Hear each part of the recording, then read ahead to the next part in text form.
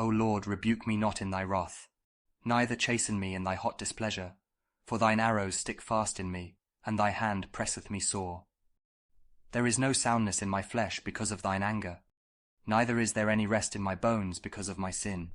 For mine iniquities are gone over mine head, as an heavy burden they are too heavy for me. My wounds stink and are corrupt because of my foolishness. I am troubled, I am bowed down greatly. I go mourning all the day long, for my loins are filled with a loathsome disease, and there is no soundness in my flesh. I am feeble and sore broken. I have roared by reason of the disquietness of my heart. Lord, all my desire is before thee, and my groaning is not hid from thee. My heart panteth, my strength faileth me. As for the light of mine eyes, it also is gone from me. My lovers and my friends stand aloof from my sore, and my kinsmen stand afar off. They also that seek after my life lay snares for me, and they that seek my hurt speak mischievous things, and imagine deceits all the day long.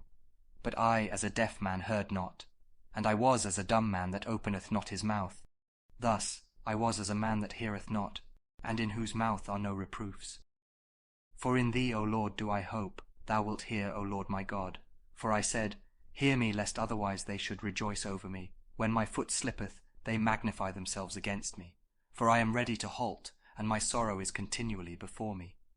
For I will declare mine iniquity, I will be sorry for my sin. But mine enemies are lively, and they are strong, and they that hate me wrongfully are multiplied. They also that render evil for good are mine adversaries, because I follow the thing that good is. Forsake me not, O Lord. O my God, be not far from me. Make haste to help me, O Lord my salvation.